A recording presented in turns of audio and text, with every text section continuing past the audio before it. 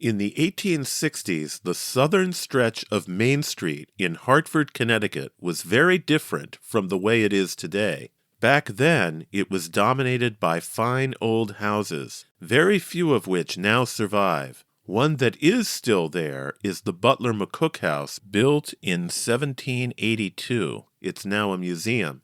Across the street from Butler McCook, at the northwest corner of Main Street and Capitol Avenue, was a substantial gambrel-roofed mansion erected in 1790 by the founder of a Hartford legal dynasty that flourished for 4 generations. Hi, this is History with me, Dan Sterner. Please hit the subscribe button as we explore the mansions built for the Perkins family of lawyers. Born in Norwich, Connecticut in 1760, Enoch Perkins graduated from Yale in 1781 and then studied law with William Channing of Newport, Rhode Island. Perkins settled in Hartford in 1786, and he practiced law in the city until his death in 1828. He was appointed state's attorney for Hartford County in 1809 and served for 8 years. In about 1790, Perkins erected a grand federal-style residence on Main Street. It had a gambrel roof and sat on a high foundation that raised the front entrance 6 feet above the sidewalk. At the time, lawyers had their offices in their homes. Mr. Perkins' office was in the north end of his house and had a separate entrance off Main Street. When he built the house, it was just near the middle of a long block between Elm Street on the north and Buckingham Street on the south. Just south of the Perkins home and office was another early home, the Goodman House. Just before Enoch Perkins passed away, the Goodman House burned down and a new street was laid out. It extended from where the Goodman House had been on Main westwards to what's now Trinity Street, where it joined what had previously been the western end of Buckingham Street. The new street was called College Street because it led from Main Street to the campus of Washington College, later renamed Trinity College. In the 1870s, Trinity moved to its current location in the south end of Hartford, and its original location adjacent to Bushnell Park was where the current Connecticut State Capitol building was erected in its place. It was then that College Street was renamed Capitol Avenue.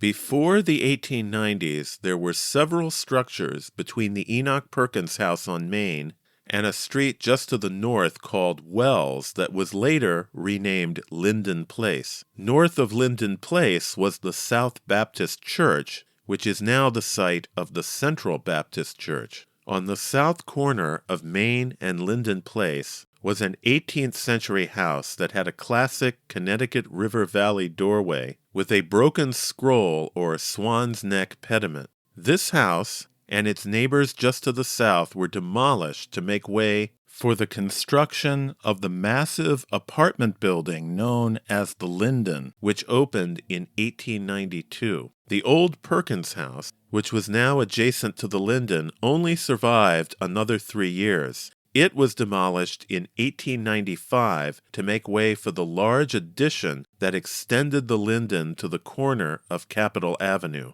Enoch Perkins' son, Thomas Clap Perkins, was born in Hartford in 1798 and grew up in the old house on Main Street. He graduated from Yale in 1818 and studied law with Seth P. Staples of New Haven. He then returned to Hartford, where he was admitted to the bar. In 1827, he married Mary Beecher, an older sister of the author Harriet Beecher Stowe. In 1853, the couple moved to the Hartford neighborhood of Nook Farm, which had just been established by 2 other couples, Mary's younger half-sister Isabella and her husband, the lawyer John Hooker, and Hooker's sister Elizabeth and her husband Francis Gillett. Thomas and Mary Perkins lived in a Gothic Revival-style house on Hawthorne Street, designed by Hartford architect Octavius Jordan. It featured 3 prominent gables along its front facade. The rear of the house featured another large gable, and on the southeast corner of the house was a conservatory with a glass roof that let in light for plants. Thomas and Mary Perkins moved out in 1866. The house then had other residents. From 1866 until 1884, it was the home of Charles Dudley Warner, an author and editor of the Hartford Courant newspaper. During the time he lived here, he co-wrote the novel The Gilded Age with his Nook Farm neighbor, Mark Twain. From 1908 until 1917, the house was the residence of the family of Dr. Thomas Hepburn, whose daughter, the famous actor Katharine Hepburn, grew up here. Sadly, this house was later torn down.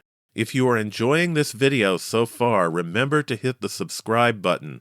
After the death of her husband in 1870, Mary Beecher Perkins resided with her son, Charles Enoch Perkins, born in 1832. Charles graduated from Williams College in 1852 and joined his father's law practice in 1855. Like his father and grandfather, he became one of the foremost lawyers in the state, and he appeared many times before the United States Supreme Court.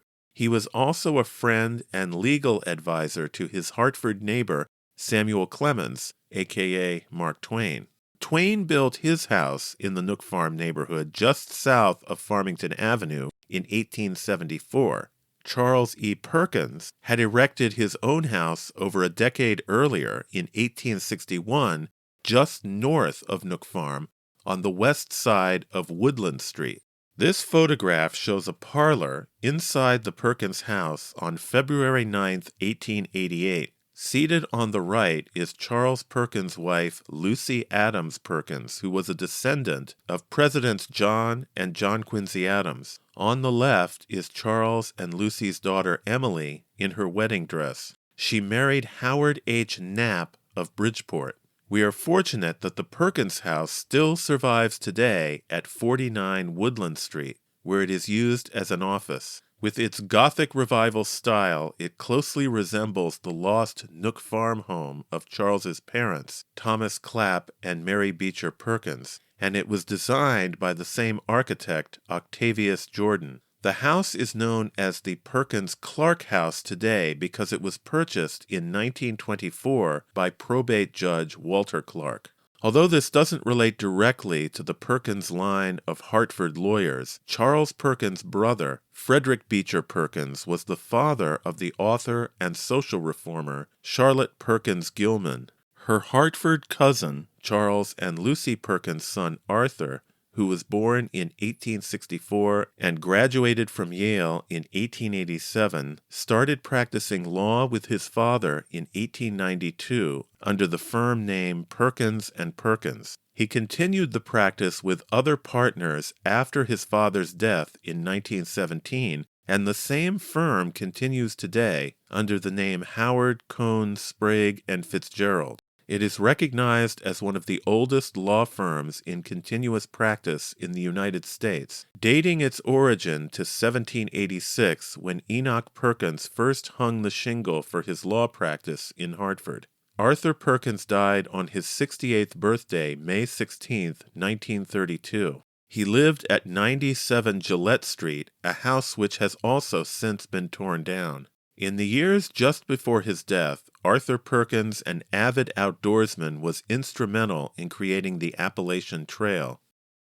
For a time in the 1790s, the old Enoch Perkins house on Main Street was the home of the collection of the Hartford Library Company, an organization that made books available to borrow by its paid subscribers. In 1838, the company merged with the Young Men's Institute, which later evolved into the Hartford Public Library. Just before his death, Arthur Perkins donated to the library the original bookcase from the old house that had once held the company's collection of books. The titles of the books that the Hartford Library Company held in 1795 were written out at the time in a handwritten catalog.